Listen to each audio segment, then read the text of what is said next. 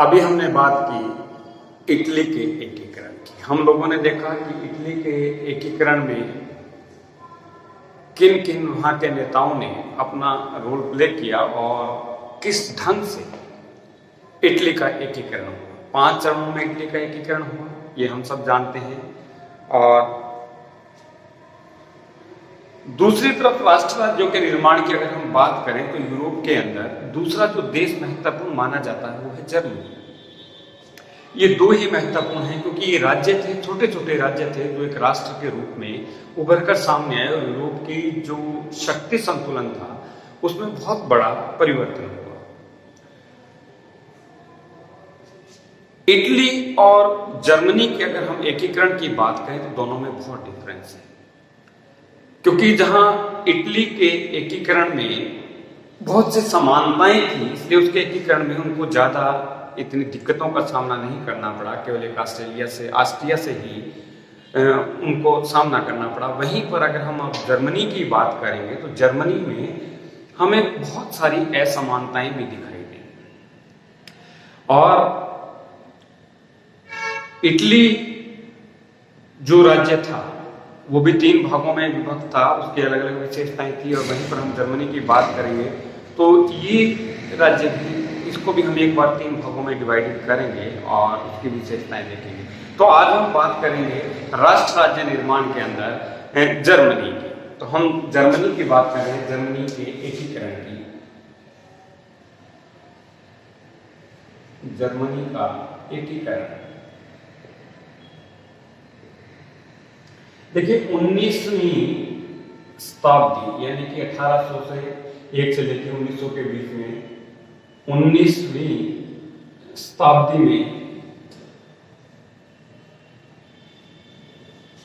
Germany का एकीकरण Europe की सर्वप्रमुख घटनाओं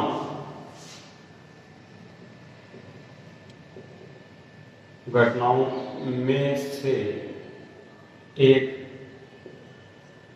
प्रमुख घटना मानी जा रही है। जर्मनी के एकीकरण के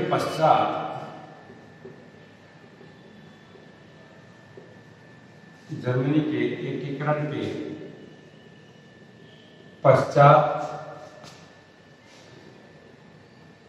यूरोप की राजनीति के शक्ति संतुलन के सारे समीकरण बदल गए, क्योंकि वहां पर नई शक्तियां उभर कर सामने 1789 में 1789 में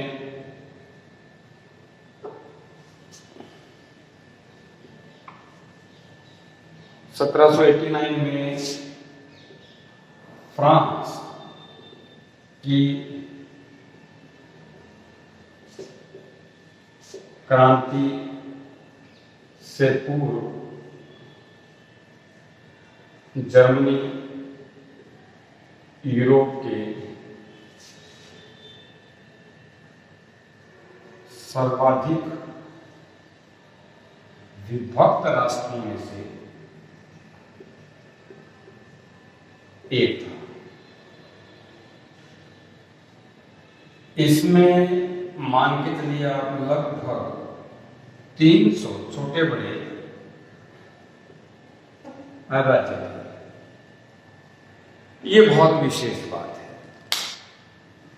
जर्मनी एक ऐसा राष्ट्र था जो लगभग 300 भागों में 300 राज्यों में विभक्त था।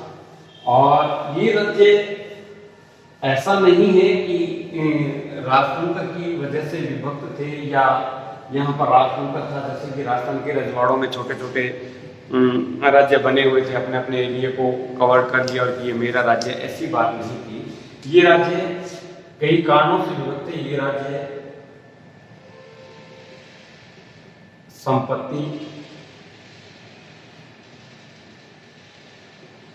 की वजह से विभक्त थे, सामाजिक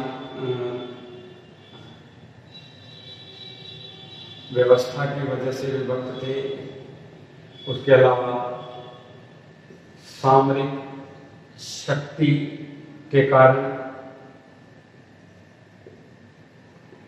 प्रशासनिक व्यवस्था एवं धर्म के नाम पर विभक्त थे या बंटे हुए थे। इटली के अंदर उनका धर्म एक था, उनकी सामाजिक व्यवस्थाएं उनकी एक थी, उनका ड्रेसिंग सेंस एक था, वो एक ही जाति के थे। लेकिन जर्मनी में ये कुछ समस्याएं थी, अलग अलग क्षेत्र की सामरिक शक्तियां अलग थी, उनके किसी के पास पावर ज्यादा थी, किसी के पास पावर कम थी, किसी के सामाजिक व्यवस्था में परेशानियां थी, प्रशासनिक व्यवस्था को देखा जाए तो वो भी अलग थी। कुछ राज्यों के पास संपत्ति अधिक थी, कुछ राज्यों के पास संपत्ति कम थी। अब हम बात करें भौगोलिक दृष्टि से, लेकिन भौगोलिक दृष्टि के आधार पर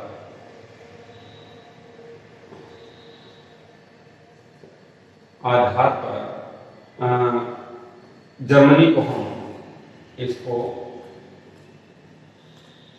3 भागों में, लेकिन भौगोलिक दृष्टि के आधार पर इसको 3 भागों में बांटा जा सकता है। इतिहासकारों ने जब जर्मनी के एकीकरण से पहले की स्थितियों को ढंग से स्टडी किया तो उन्होंने देखा कि जर्मनी के 3 पार्ट, पहला है उत्तरी भाग में प्रसा, ये राज्य था, सैक्सनी, हनोवर, प्रसा, सैक्सनी, हनोवर और फ्रैंकफर्ट।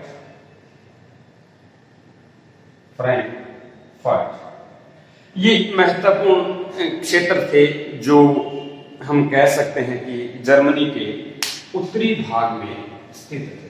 और क्योंकि राज्य तो काफी थे, लेकिन जो अपनी विशेष स्थिति रखता है, अपनी एक विशेष सामरिक पावर रखता है, जिसकी अपनी एक वैल्यूएशन है उस राज्य में, उस क्षेत्र के अंदर जर्मनी के, हम उनकी बात करें। ये 3 महत्वपूर्ण राज्य थे। वहीं पर मध्य भाग की अगर हम बात करें मध्य भाग में, मध्य जर्मनी के अंदर राइनलैंड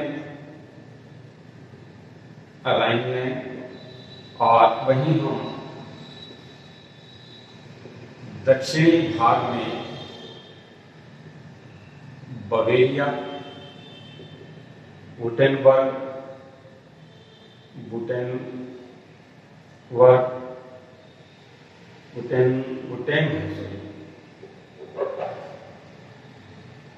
वुटेनबर्ग और फ्लैकिनेट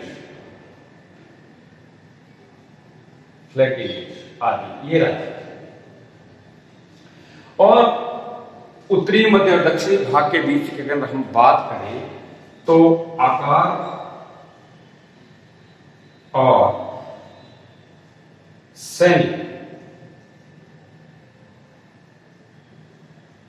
दृष्टि से तीनों में ही जो प्रसा था वो सबसे शक्तिशाली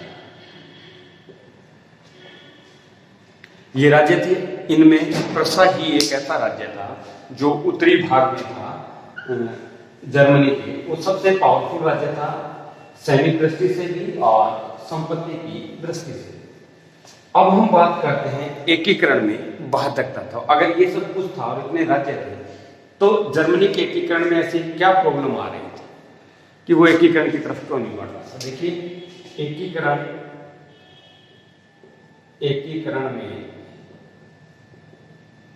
बाधक तत्व। अब हम इनकी बात कर लेते हैं। इसके अंदर हम बात करें राजनीतिक,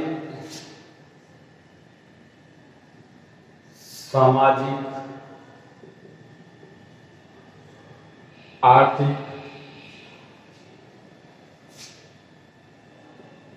इसके एकीकरण में ये समस्याएं थी। दूसरा, विदेशी शक्तियों की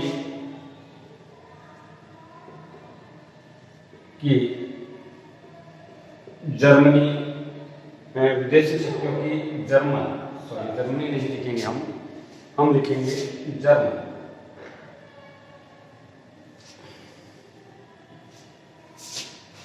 जर्मन राज्यों में रुचि। तीसरा, जर्मन सामरिक या सैनिक दृष्टि से अन्य राज्यों से कमजोर। चौथा, जर्मनी की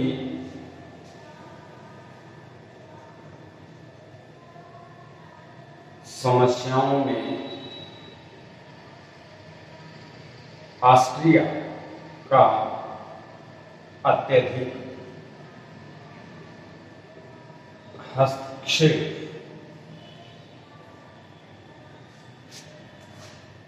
आर्थिक सामाजिक समस्याएं, विदेशी शक्तियों की जर्मन में राज्यों में रुचि,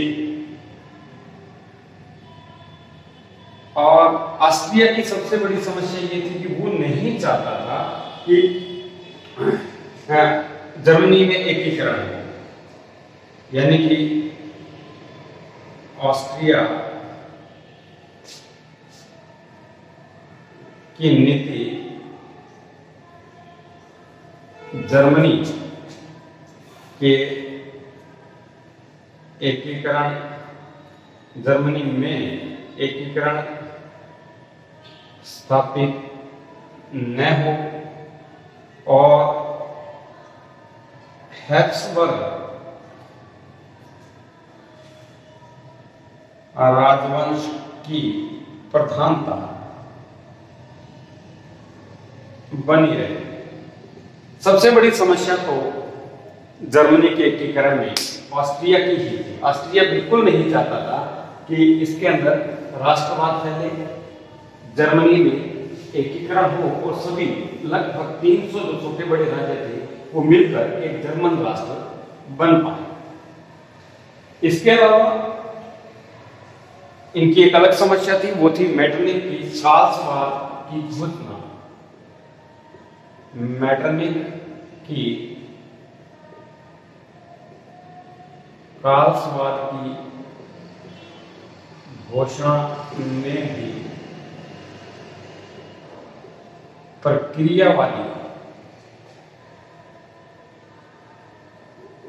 ने भी प्रक्रियावादी स्थिति पैदा की। इसके अलावा इस घोषणा ने शिक्षकों एवं छात्रों पर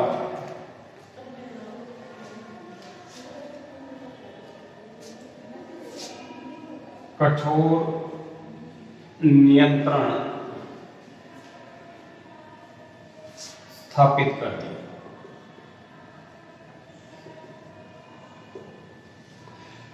ये कुछ घोषणाएं, ये कुछ कार्य थे, कुछ ऐसी विशेष परिस्थितियां थी जो एक जर्मनी के एकीकरण में बाधाएं पैदा कर रही थी।